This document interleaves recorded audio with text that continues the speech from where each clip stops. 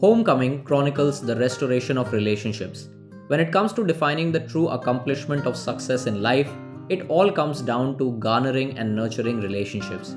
I mean, sure, money can lower your problems in life, but when it comes to experiencing absolute satisfaction and happiness, the warmth of our relationships proves to be the most vital asset for all living beings. Now, none of us can deny the fact that time plays an essential role for relationships because of its dual nature. Time can both strengthen and weaken the threads of our relationships.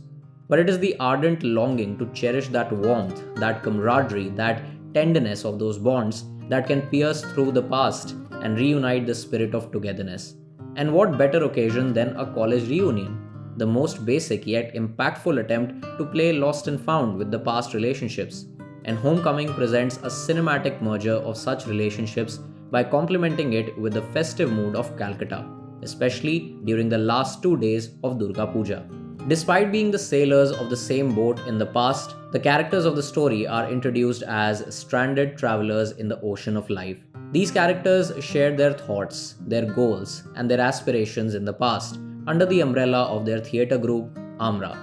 This group was their home, this group was their life, and we are constantly revealed the same with a bunch of archival footage being used for show don't tell. Now, during the festive season of Durga Puja, one of the members of Amra organizes a reunion at the same establishment that once represented the aura of their collective. And now, 7 years later, these stranded travelers are brought together to restore their relationships, not just with each other, but with themselves as well. I really like how the use of handheld camera for framing a particular set of characters depicts the state of their life: shaky, unsure, disturbed, and maybe lost. And whenever the same is done for capturing the archival footage, it shows the faded state of their wonderful memories. Also, this faded nature of their relationship has been linked with the fading interest of the masses towards the art form of theatre. A subtext that this film beautifully explores is the declining rate of attention and appreciation towards the craft of various art forms like theatre. Even I have experienced this in my personal life, where I meet people who just don't love going to a theatre for watching films. They are happy with the screens in their hands, which is unfortunate. In Homecoming, we witness how one of the prominent members of Amra expresses his frustration about the onslaught of AI that will allow the audience to pick and choose everything. Homecoming is also an ode to Calcutta. Instead of capturing just the architectural heritage like a documentary, the film makes great use of dialogues to bring out all the memories and experiences of the characters that they had in the city. But let's face it, reunions are not easy.